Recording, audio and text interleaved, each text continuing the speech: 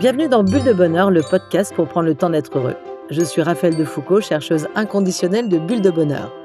Je suis heureuse de partager avec vous mes outils, mes recherches et mes expériences de thérapeute pour glisser des bulles de bonheur dans votre quotidien. Ce podcast est propulsé par 2 minutes de bonheur et publié tous les jeudis. Alors, c'est la semaine du podcaston, donc un épisode hors série. Alors, comme vous le savez, le podcaston, c'est un rassemblement de plusieurs centaines de podcasts qui font la promotion de l'engagement du monde associatif via les podcasts. C'est une très belle mobilisation et évidemment, Bulle de Bonheur y participe depuis le début de la création du podcaston.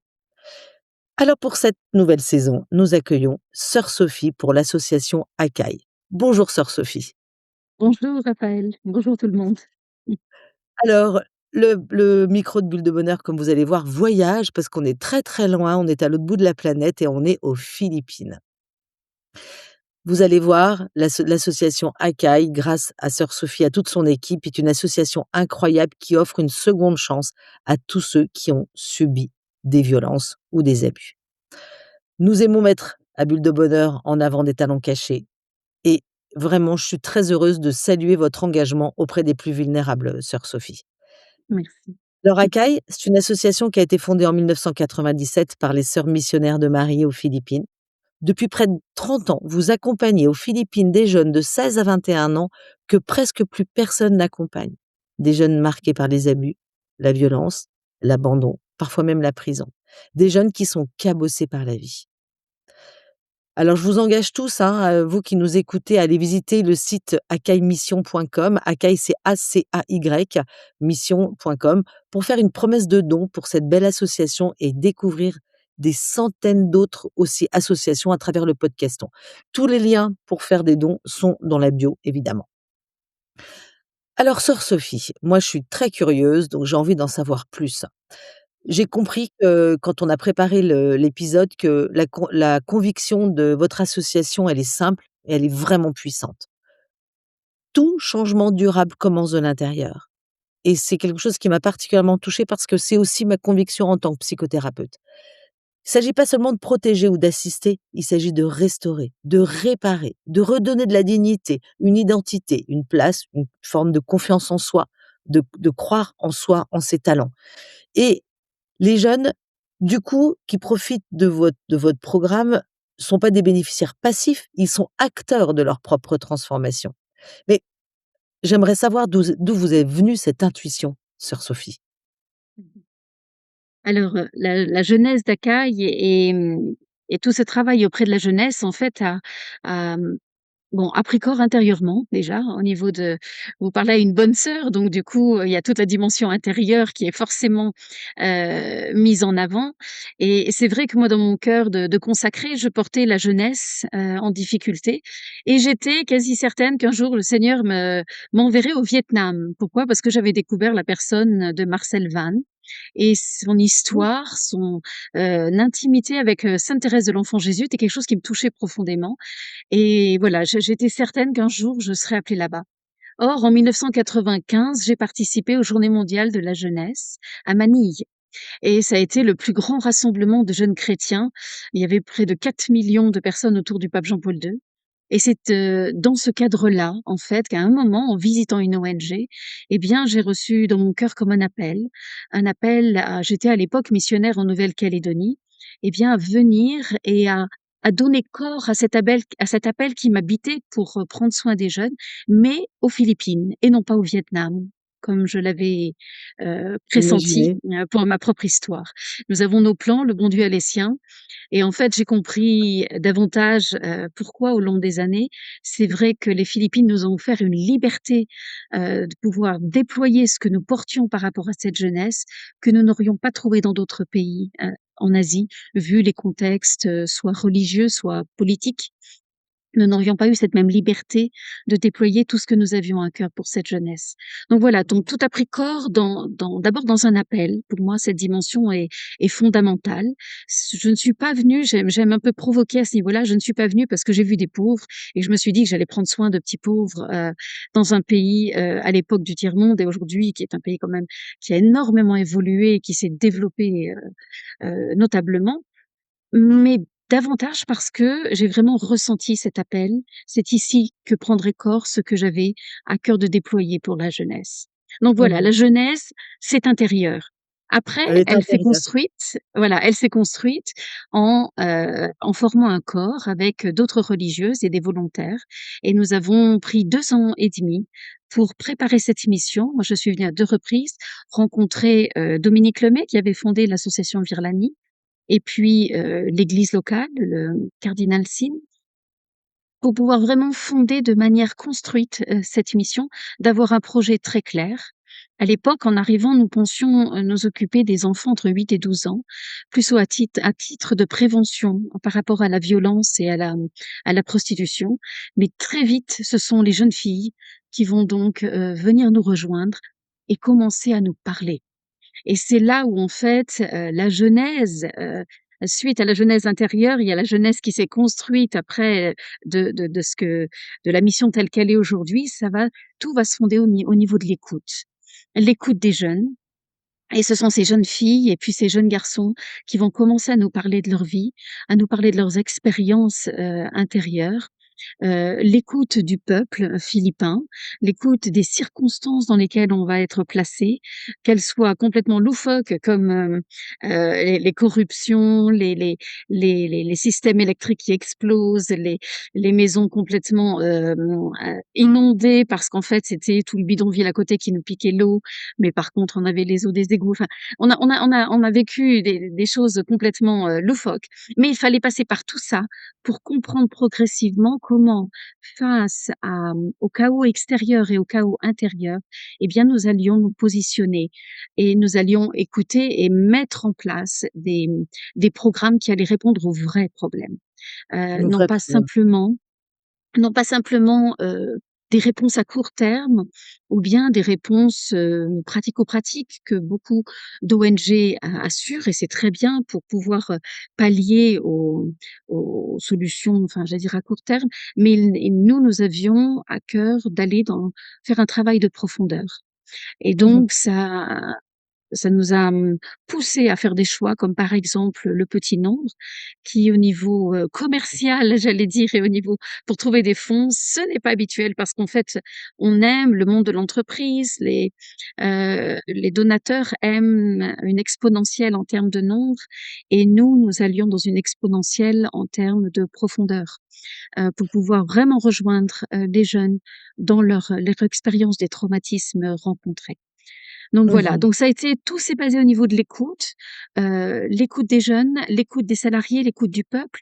Nous avons appris la langue, locale et puis pour nous en tant que religieuses aussi, eh bien l'écoute de Dieu et c'est vrai qu'il y a eu des moments où le Seigneur nous a mis à cœur d'innover en fait.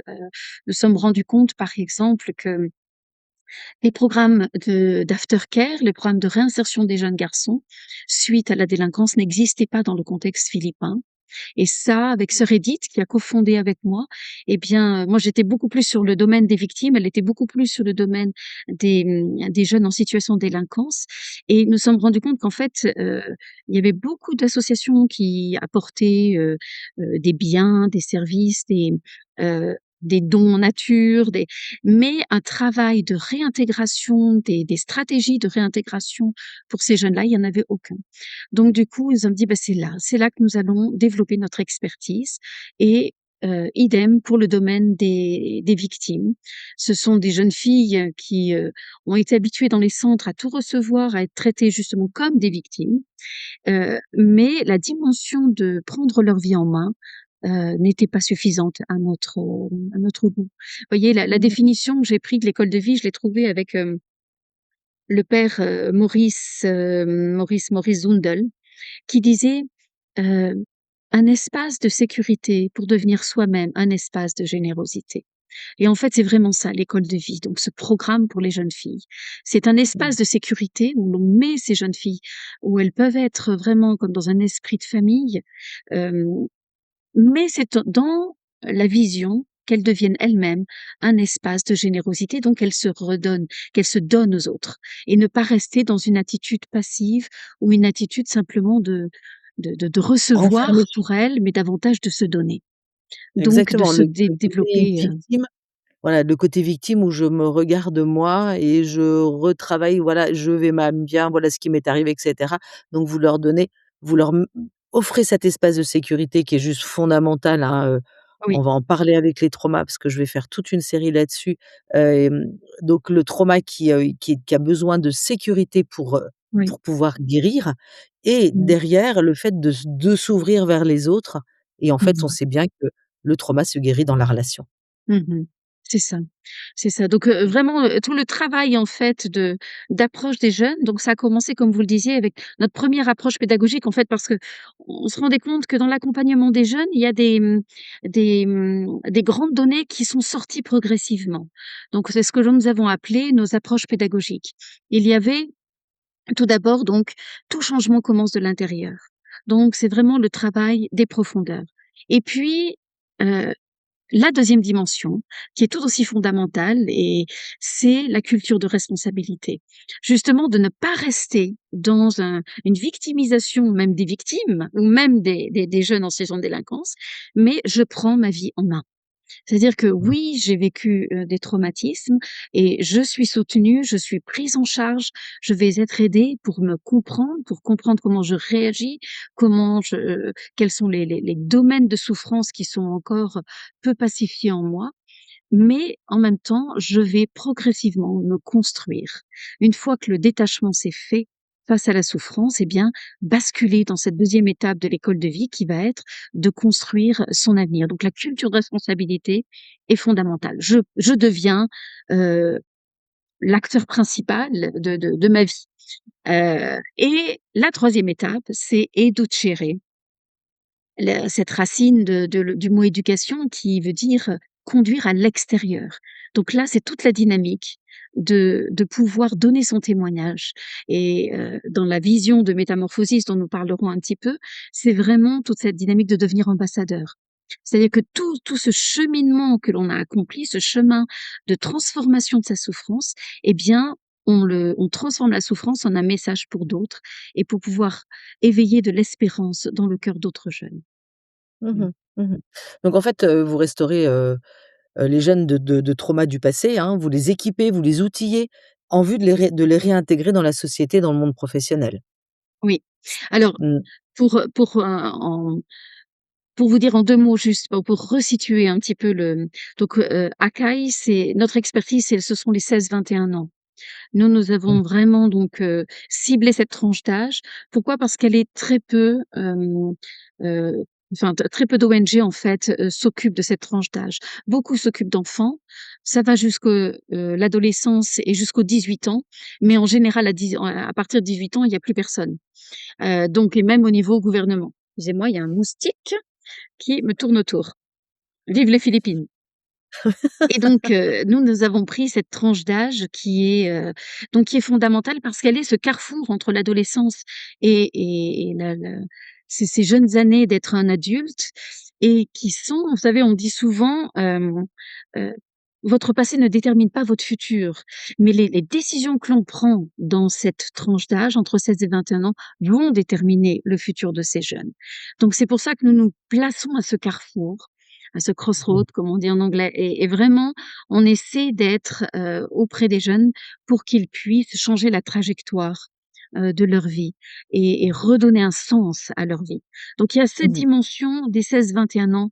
Nous voulons être une voix pour ces jeunes-là, aussi bien les victimes que les jeunes en situation de délinquance. La deuxième Mmh. dimension d'Akai, dans notre ADN, c'est la dimension d'être enraciné dans la justice restaurative. C'est-à-dire que, quand nous sommes arrivés aux Philippines, donc moi je portais davantage la dimension des victimes et donc nous avons commencé l'école de vie, qui est donc ce programme résidentiel pour les victimes et sœur Edith, qui a cofondé avec moi, elle portait davantage toute la dynamique des jeunes en situation de délinquance. Donc elle était beaucoup plus, dans la rue, à la rencontre des jeunes des rues, dans le monde carcéral, auprès de la police, auprès du monde de la justice. Et en fait, progressivement, nous nous sommes rendus compte que c'était les 2 faces d'une même pièce Ah oui. et que, il était important pour les jeunes filles de pouvoir regarder les jeunes en situation de délinquance différemment. Elles avaient besoin d'abord d'être restaurées face à l'image de l'homme, parce que beaucoup de fondations, en fait, les enfermaient entre filles et sur du long terme. Si dans un premier temps, au niveau de la sécurité, c'est positif, à long terme, ça peut être contre-productif, parce que justement, on a besoin de reconstruire cette relation à l'homme, ce regard sur l'homme et ne pas entrer dans un schéma, qui voilà, j'ai été violée par un homme et donc tous les hommes sont mauvais et je m'en méfierai, tout au long de ma vie. Donc là, Dans il y a un ma vie, vrai bien sûr. travail de restauration du regard sur l'homme et du côté des garçons, eh bien, c'est important pour eux de côtoyer aussi ce qu'est une victime et d'écouter, de se mettre à l'écoute des comportements aussi de ces victimes. Plusieurs ont été étonnés de voir certaines jeunes filles distantes ou dans la crainte ou dans et pour eux, c'est un travail, eh bien, de retrouver une relation d'amitié, mais aussi restaurer cette capacité de discrétion, d'attention, de respect. Donc on est intransigeant sur, la dimension parce qu'il y a pas d'angélisme par rapport à dans le côtoiement de ces jeunes. Il nous faut être vraiment intransigeant et très, très, très proche des jeunes pour éviter tout glissement vers, un côté qui pourrait, mettre en danger l'un ou l'autre. Mais, en même temps, c'est un vrai travail de apprivoiser. Oui, de Excusez-moi, se je perds mon français avec les années dans le monde anglophone et tagalog.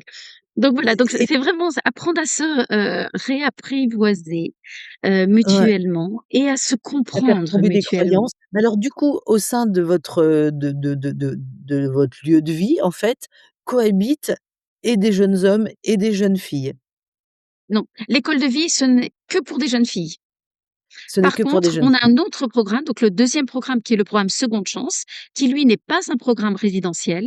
C'est un programme en milieu ouvert, donc c'est toute une autre dynamique. Et là où nous travaillons avec les parents, nous travaillons avec le monde de la justice, nous travaillons avec les jeunes aussi en détention et à titre préventif dans les écoles pour pouvoir prévenir la délinquance. Le but de ce D'accord. programme Seconde Chance, c'est vraiment prévenir la délinquance et en même temps éradiquer ou réduire au maximum la récidive. Donc voilà Mmh. et c'est cela que nous avons réussi, comme vous le disiez, c'est qu'on a 90 de nos jeunes qui ne récidivent pas.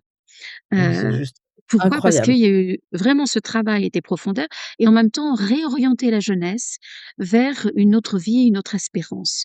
Donc Mmh. voilà et côté des filles, nous avons 86 des jeunes filles qui, elles, arrivent à être autonomes. Notre but, c'est l'autonomie avec l'école de vie. C'est-à-dire qu'elles ne dépendent, souvent pas de famille. C'est un petit peu, je vous l'avais partagé une fois, mais c'est un petit peu l'ironie du sort, c'est que et bien triste, c'est que, nos jeunes garçons sont souvent coucounés par leur maman, alors qu'ils sont en situation de délinquance et ils auraient besoin d'être secoués, heu et nos jeunes filles, par contre, sont souvent abandonnées par leur mère, alors qu'elles ont été victimes.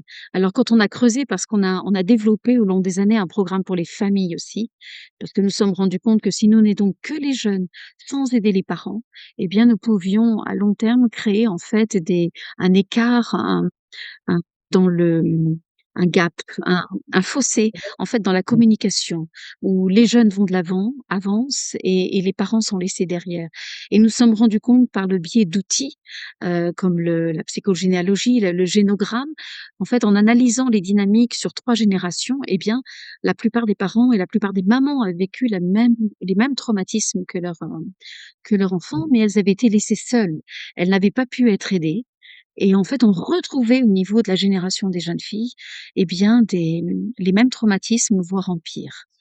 Bien Voilà, donc sûr. ça Bah oui. d'où Ça l'importance de travailler avec les parents et de pouvoir voir comment aider aussi ces parents à à gérer leurs propres émotions, avoir des espaces où eux aussi peuvent pleurer, peuvent, lâcher et peuvent parler d'eux-mêmes.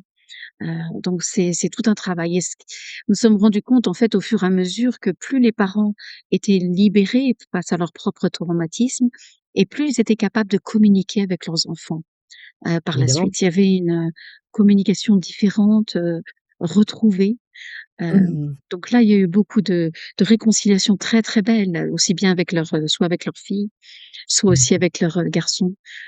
Ça, c'est plus pour les pères, Quand les c'est pères avaient juste été que violents de génération en génération, grand-père, père, fils et là, le jeune qui était chez nous prenait conscience de cela et décidait vraiment de casser ces cycles de violence en lui, recevant la paix et pardonnant.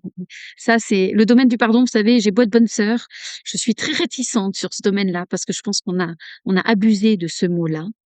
Heu, c'est vraiment la fin d'un cheminement. C'est la cerise sur le gâteau. Mais il faut avoir fait un long cheminement pour pouvoir arriver à cette étape de pardonner. Même si elle c'est vrai complètement qu'elle d'accord rend avec vous. libre, mais on il faut vraiment laisser la personne cheminer à son rythme, oser dire la souffrance. Vous savez, en Asie, lorsque l'on arrive à faire dire, on a vraiment des jeunes, vous voyez, je pense à une petite jeune fille qui est arrivée chez nous,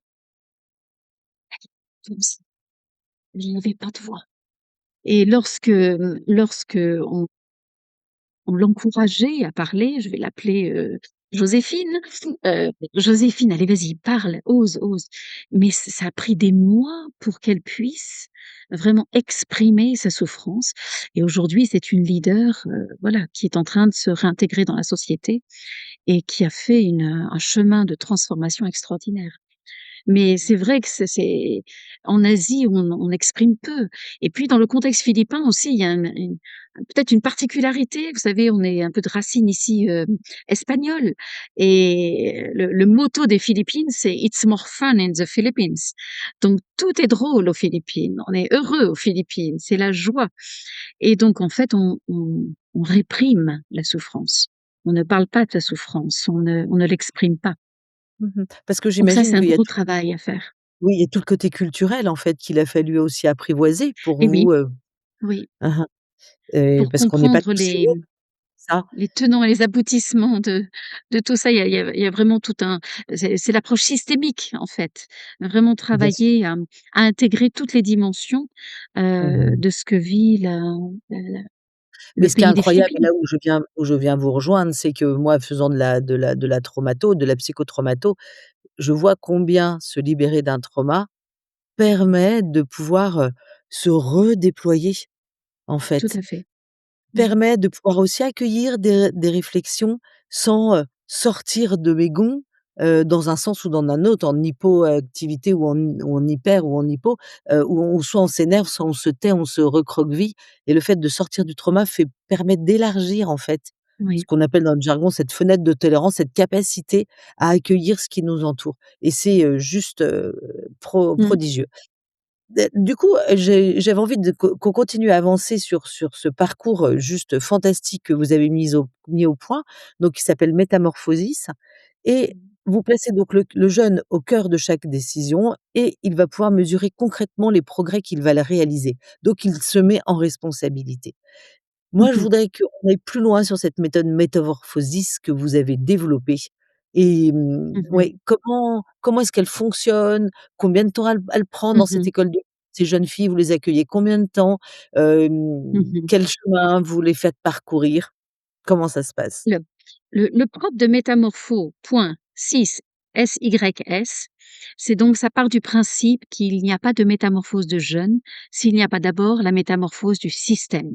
Le système étant le centre, le concept pédagogique, le programme, voilà, tout ce qui va accueillir en fait le jeune. Donc il y a un alignement entre la vision, la mission, les objectifs et tout ce que l'on met en place, toutes les interventions que l'on met en place pour le jeune avec le jeune lui-même. Mmh. Mais il faut d'abord avoir fait ce gros travail d'alignement. Alors nous, c'est comme ça je vous ai partagé tout à l'heure ces 3 domaines, ces 3 approches Oui. pédagogiques, donc le changement commence de l'intérieur, la culture de responsabilité et Ducere. Tout notre programme s'est conceptualisé là-dessus. C'est-à-dire que la première étape de l'école de vie, c'est un travail, c'est à peu près 1 an, sur le travail de la personne et de son traumatisme. Comment je vis mon traumatisme, où j'en suis. Deuxième étape, c'est le travail de la préparation à la vie en société et au monde professionnel. Donc là, ce sont encore d'autres objectifs. Et puis, la troisième étape, c'est l'aftercare, c'est-à-dire une réintégration au sein de la société pendant, mais en lien avec l'école de vie pendant 3 à 6 mois, ça dépend des cas des jeunes filles. Et ensuite, elle s'envole et elle prend son envol et elle vit par elle-même. Voilà. Donc il y a toutes ces étapes qui se sont mis en place avec, j'ai omis de le dire, avant d'entrer dans l'école de vie, nous avons mis en place une formation qui s'appelle, Crossroad for You, c'est-à-dire le changement de cap et ce sont 5 jours pendant lesquels la jeune fille va apprendre à découvrir ce qui l'attend à l'école de vie. Pourquoi? Parce que ces 5 jours vont servir pour elle comme un lieu de prise de décision. C'est que dès le démarrage, on la met en posture de c'est toi qui décides pour ta vie. Si tu veux rentrer à l'école de vie, voilà, nous allons te montrer ce que tu vas vivre parmi nous, mais tu décides. Nous ne prenons pas de jeunes filles qui ne souhaitent pas être parmi nous. Donc, il y a dans un premier temps un travail sur la rivière de vie. Elles vont dessiner leur vie. Nous allons observer si elles s'ouvrent, si elles sont à l'aise avec l'équipe éducative. Et puis, j'ai lancé une petite formation aussi qui s'appelle Sois le pilote de ta vie et non le passager et qui est un petit travail un peu, sous mode un peu fun et rigolo, mais c'est, passer d'un menu d'une journée à, en fait, un budget pour un mois et pour que la jeune fille se rende compte, qu'il va falloir commencer sérieusement à mettre de l'argent de côté si elle veut être capable d'autonomie dans l'avenir. Et à partir de là, on leur dit: «Vous voyez, il y a toute une autonomie face à la souffrance, un détachement face à la peine et face à ce qui vous a blessé pour pouvoir, désormais être libre face au passé et en même temps au niveau financier, il va falloir commencer tout doucement à mettre en place». Voilà, donc tout le concept a été mis là-dessus et à la fin donc de ces 5 jours, la jeune fille devant toute notre équipe, nous fait un petit plan d'action et nous partage: «Voilà, moi je veux rentrer à l'école de vie». Ou alors, ben non, je ne veux pas, je préfère rester dans mon centre et cetera. Donc voilà, il y a ce changement de cap, ce que l'on appelle donc la phase plutôt psychosociale, le travail de la personne, puis la phase, travail de la préparation à la réinsertion et en fait l'aftercare qui est un démarrage d'autonomie. Sur ce concept, nous avons greffé puisque donc moi, je suis coachée par un manager de L'Oréal.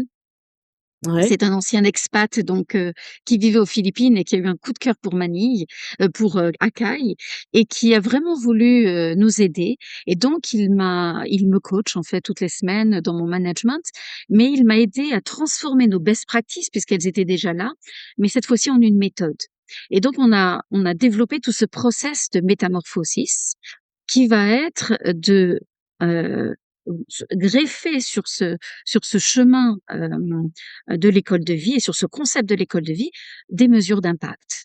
C'est-à-dire de définir par étapes, surtout au niveau lorsqu'elle rentre dans l'école de vie, cette première phase, puis ensuite la 2e phase, de réinsertion, et bien de définir nos propres objectifs et à partir des objectifs, de définir des indicateurs de croissance ou la jeune fille, donc chaque indicateur de croissance, comme par exemple nous avons de la fermeture du cœur à l'ouverture, de la non-communication à la communication, de savoir de compter sur soi à s'ouvrir à d'autres, de ne d'être passive à prendre des initiatives, à devenir leader, à construire des amitiés. Enfin, on a vraiment développé tout un set d'indicateurs de croissance qui touchent aussi bien la dimension intérieure que la dimension d'intégration au sein de l'école de vie, ça c'est pour la première phase, et de développement de la personnalité. Et donc chaque indicateur, il y en a 15 à peu près par étape, hem, et bien correspond aux objectifs de la phase où est la jeune fille et c'est elle donc chaque indicateur va avoir sur 5 niveaux et c'est la jeune fille qui tous les 2 mois et demi va s'auto-évaluer. Et ça, c'est là peut-être le grand renversement dans la dimension pédagogique. Ce n'est plus l'équipe, même si entre nous, bien évidemment, nous avons eu nos réunions de synthèse, mais ce n'est plus l'équipe qui va dire à la jeune fille ce qu'elle doit faire, c'est la jeune fille qui va parler d'elle-même et qui va se donner des objectifs. Et nous, l'équipe, nous prenons notre place d'accompagnant, de coach, nous allons cheminer avec elle, mais nous lui montrons, et ça c'est vraiment notre objectif parce que toujours 16-21 ans, tu commences à prendre ta vie en main. Donc Mmh. c'est pas nous qui allons lui dire: «Tu n'es pas ouverte avec nous». C'est elle qui va nous dire: «Moi, j'en suis qu'à la au numéro un dans l'ouverture parce que je ne me sens pas encore en confiance, je ne me sens pas encore en sécurité. Alors qu'est-ce que tu peux faire?» Et cetera et donc là, on va discuter ensemble. Elle va nous proposer des activités, mais nous lui proposerons aussi, par exemple, dans 2 mois, d'ici 2 mois et demi, tu essaies de te mettre à côté de 10 personnes différentes avec qui tu as un petit peu de mal et tu commences à lancer une discussion avec ces personnes. Et dans 2 mois et demi, tu nous diras ce que tu as appris des personnes ici pour voir si tu te sens plus à l'aise. Donc développer Mmh. les capacités de communication, développer ce sens d'appartenance au sein de l'école de vie. Voyez? Mmh mh. Donc c'est là la grande, et donc elle commence en général au démarrage avec des 1 et des 2 et puis ça monte tous les 2 mois et demi, on arrive 2-3 et puis 3-4 et là cet après-midi, vous voyez, j'avais une session métamorphosis avec une des jeunes filles qui va partir dans les 3 prochains mois. Elle était dans les 4-5 et c'était une jeune fille qui a beaucoup de lacunes, cognitives. Elle c'est pas une jeune fille qui est cognitive, qui n'est pas elle est beaucoup plus dans le manuel, elle est beaucoup plus dans le mais comme on lui disait, on lui dit: «Mais tu te rends compte du parcours que tu as fait?» Elle est arrivée chez nous, on se disait: «Mon Dieu, mais qu'est-ce qu'on va faire? Comment est-ce qu'on va réussir à l'aider?» Et aujourd'hui, eh bien, elle passe son bac, et elle va commencer, une formation technique pour pouvoir s'autonomiser très vite. Elle a son argent de côté et voilà, donc il y a eu toute une étape. Elle est capable de parler en public, elle est capable de parler d'elle-même, de nommer encore les points d'achoppement. Elle dit: «Je sais que je suis fragile sur tel et tel domaine». Je peux facilement m'attacher à quelqu'un, je peux facilement être séduite, je peux facilement donc mais cette conscience de soi, c'est la jeune fille Mmh. qui en parle et non plus, les salariés. Je Ça demande à l'équipe éducative d'accepter, de laisser la personne devenir, une jeune adulte. Donc ça, c'est fondamental aussi, et de ne pas considérer les jeunes comme des bénéficiaires, en fait, comme des vraiment, il y a un changement de posture, mais comme Mmh. un jeune en eh bien, en voilà, en croissance et qui prend pleinement confiance en lui en tant que jeune adulte. Alors Mmh. voilà, donc ça Vous êtes passe comme de une 1, 2, 3, 4, 5 et une fois qu'elles arrivent à 5, eh bien, elles passent dans la nouvelle phase avec là de nouveaux indicateurs et de nouveau tous les 2 mois et demi, heu, eh bien, elle va s'auto-évaluer, mais sur un autre set d'indicateurs qui vont toucher là davantage, par exemple, la capacité de, budgéter, non pas à court terme, parce que vous savez aux Philippines, on vit beaucoup au jour le jour, mais à Mmh. moyen terme et à long terme, la capacité de connaître sa carrière, de pouvoir la définir, la capacité de communiquer, de pouvoir donner son témoignage, de pouvoir voilà, il y a d'être indépendante par rapport à c'est un domaine, de prendre des responsabilités au sein de l'école de vie. Donc il y a toute une dynamique de croissance qui est mise en place et elles réapprennent, eh bien, enfin elles apprennent plutôt à se prendre en main et à se développer. Si bien que, tout le travail dont je vous parlais tout à l'heure, que l'on évoque dans ces 5 jours, qui sont la genèse de l'entrée dans l'école de vie, eh bien, au final, elles ont travaillé relation à leur passé et leur trauma et elles ont travaillé, sont prêtes pour réintégrer la société. Heu, Non, non, il y a aucun problème. Elles ont donc leur épargne et ce qui leur permet de pouvoir, ensuite, partir, dans la voilà. vie. Mais la question, c'est aussi, vous avez des cohortes de combien de jeunes filles? Alors, nous accueillons entre 15 et 20 jeunes filles. Mais Pour combien dans de temps? l'année, elles sont à peu près 25 à passer parmi nous. Et puis, dans la phase de la formation des 5 jours, en fait, beaucoup d'autres viennent pour pouvoir soit certaines, elles viennent, elles sont envoyées soit par leur centre, pour vivre ce temps de travail sur elles-mêmes, faire un peu un bilan. Mais elles sont pas prêtes à rentrer en centre, mais elles viennent plus pour faire un petit bilan. Donc là, on les accompagne, au travers de ces formations, comme le génogramme, la rivière de vie et celle dont je vous parlais sur être pilote de sa vie. Voilà et on leur donne un peu un bilan. Là, on Ah oui. rencontrait par exemple des évêques là récemment qui nous disaient: «Mais venez nous aider parce qu'on n'a rien au niveau des centres pour nos jeunes filles». Hem alors, donc certaines vont se joindre à cette formation changement de cap au mois d'avril. D'accord et alors du Voilà. coup, et vous les gardez que celles qui rentrent dans l'école de vie, vous les gardez combien de temps? Elle Tout reste dépend? 2 ans et demi. 2 ans et demi, Le d'accord. programme est conçu pour 2 ans et demi, mais après on s'adapte parce que certaines jeunes filles rentrent à 15 ans, d'autres rentrent à 18 ans. Donc Mmh. c'est vraiment, adapté en fait à chaque jeune fille. On voit à peu près, certaines ça va aller plus vite. Elles Mmh. sont déjà à 18 ans, elles ont leur bac, donc elles vont avoir leurs 2 ans d'études, secondaires et après elles nous quittent. On va essayer d'aller Mmh. plus rapidement, donc elles Donc en fait, vont passer très parallèlement vite au niveau TSS. Enfin la d'accord, deuxième étape. parallèlement à l'école de vie, c'est leur lieu de vie et mais C'est leur lieu de vie. elles vont à Elles vont l'école, à elles l'école, vont à l'extérieur. à En fait, nous, l'extérieur, nous avons posé, c'est vraiment ce travail de on recrée le lien avec le monde extérieur. Mmh. Il y a des jeunes filles qui sont arrivées, à l'école de vie qui avaient peur de marcher dans la rue et on leur a dit: Mmh. «Mais écoute, ma chérie, il faut que tu reprennes ta vie en main et que tu t'inquiètes pas. Tu es en sécurité ici». Il y en avait Mmh. certaines, dès que les garçons du programme Seconde Chance arrivaient, qui avaient peur, parce qu'il y avait un garçon à côté d'elles et on leur a dit: «Mais bienvenue dans la société, dans le monde. Tu es dans le Mmh. monde et c'est important que tu puisses te sentir à l'aise et donc voilà et puis c'est beau parce que certaines jeunes filles nous disaient: «Nous avons vu que vous donniez une seconde chance aux garçons» et il y en a une qui me disait: «Mais moi je me suis dit: "Eh ben, moi aussi je vais la donner cette seconde chance"». Mmh. Ouais, c'est Voilà. chouette, hein, c'est vraiment, Ça vraiment. c'est ça c'est tout le travail vraiment de justement sur l'approche pédagogique et l'approche, enracinée dans la restaurative, la justice restaurative. Alors là, j'ai développé un module là sur ce domaine-là aussi où on a eu des moments d'échange entre les jeunes qui étaient passionnants. Parce que les jeunes filles exprimaient aux garçons ce qu'était une jeune fille blessée et cassée par le traumatisme. Et les garçons exprimaient aux jeunes filles ce qu'était qu'un garçon cassé. Et ce qu'était ensuite, ils se définissaient mutuellement ce qu'était une jeune fille reconstruite et un garçon reconstruit. Et là, on Waouh! a eu des moments passionnants au niveau des échanges parce que, justement, on voyait que les garçons, en tout cas dans le contexte ici, tel qu'avec ce petit groupe de jeunes que nous avions dans l'aftercare, eh bien, ils étaient incapables de prendre des décisions.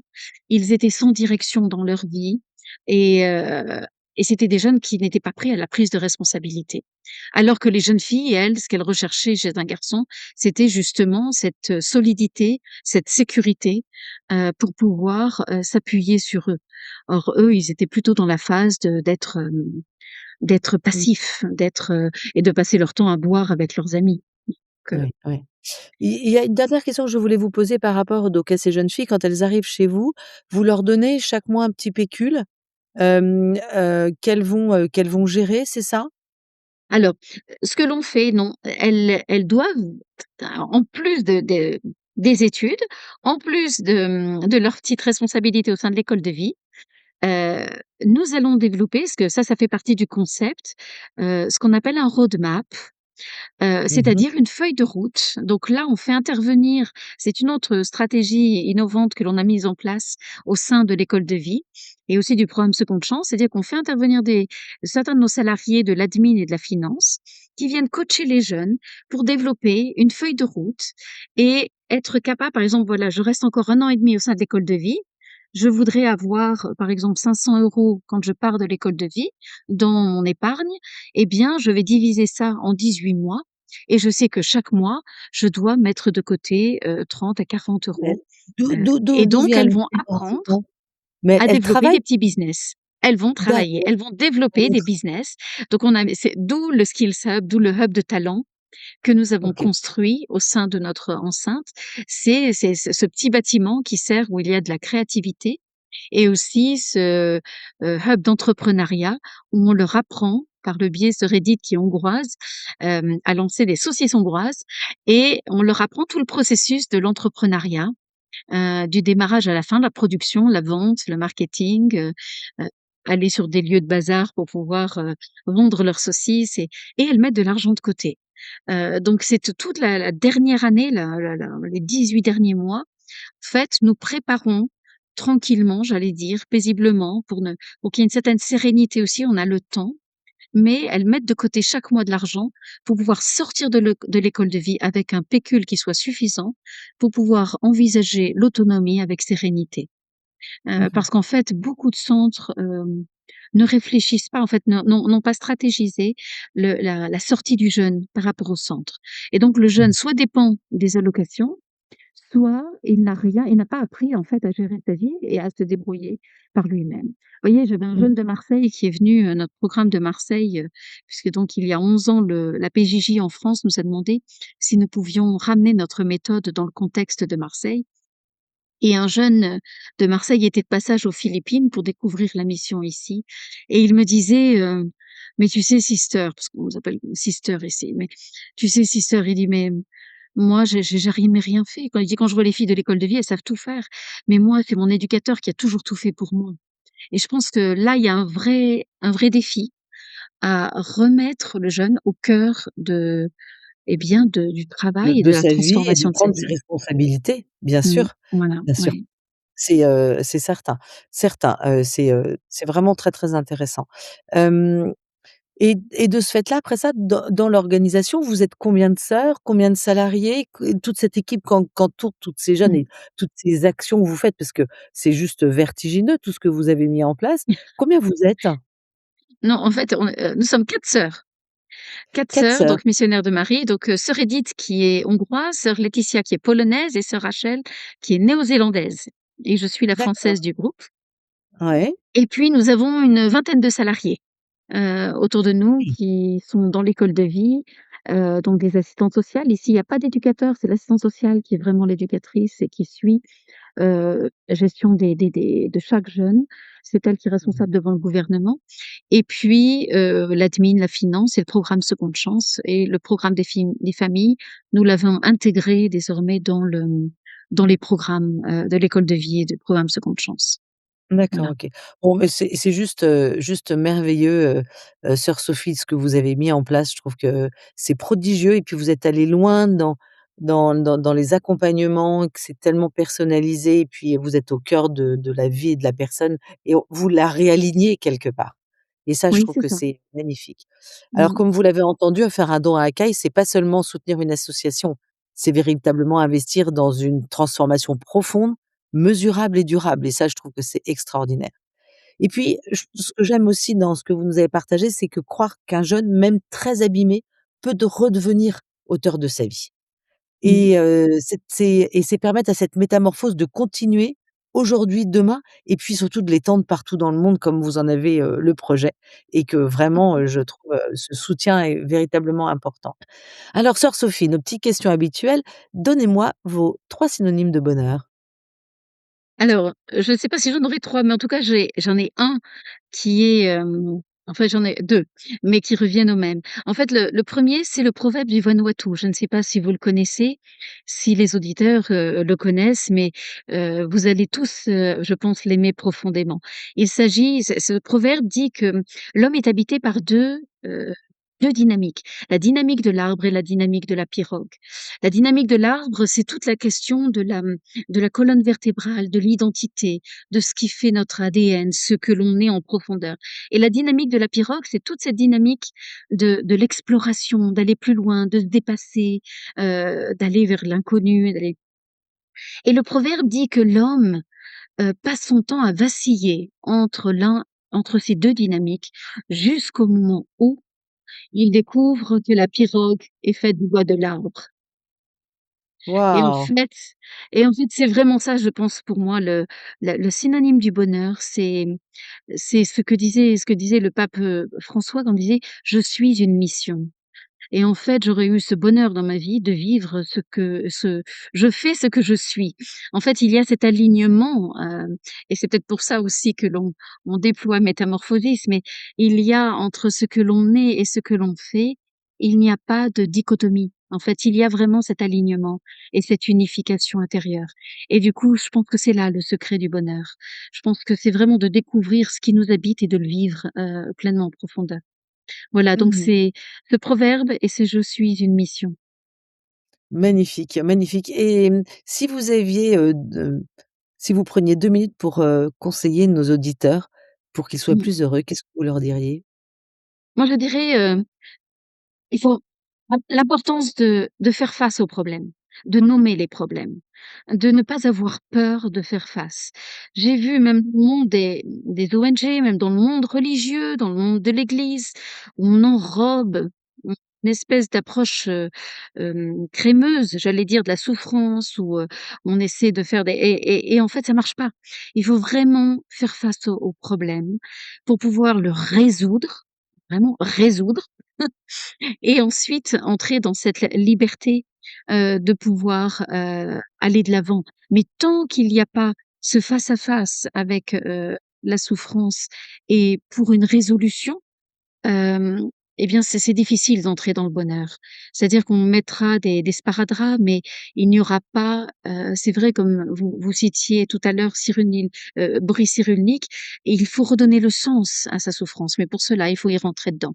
Alors c'est sûr qu'on ne peut pas le faire tout seul, et vraiment je souhaite à tout le monde de trouver quelqu'un qui peut accompagner ce cheminement. Et ceux qui sont ouverts à la spiritualité aussi de le vivre avec Dieu parce que enfin moi mon expérience, c'est vrai qu'on a vraiment travaillé à être extrêmement professionnel et travailler avec des professionnels, mais la dynamique spirituelle et la vie avec Dieu, c'est aussi ce qui permet vraiment de rentrer dans une paix, profonde, qui permet vraiment ce cheminement et cette vie nouvelle, ces directions nouvelles.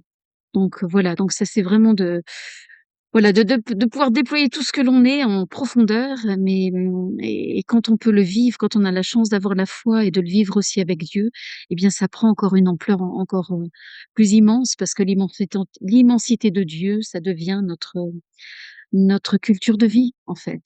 Mmh. Tout à fait. Donc oui, les problèmes, savoir, aller et puis passer par cette étape, pas confortable, on va être clair.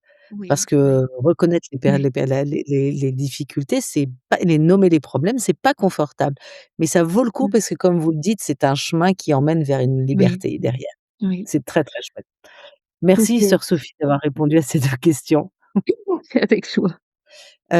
Merci sœur Sophie de votre partage, de vos explications sur tout ce que vous faites, vraiment à Acaï, c'est magnifique. Alors on a une petite tradition à Bulle de Bonheur, c'est de terminer toujours par ce qu'on appelle une petite mousse, qui est une Mmh mh. citation inspirante qui est en lien avec ce que nous venons d'échanger.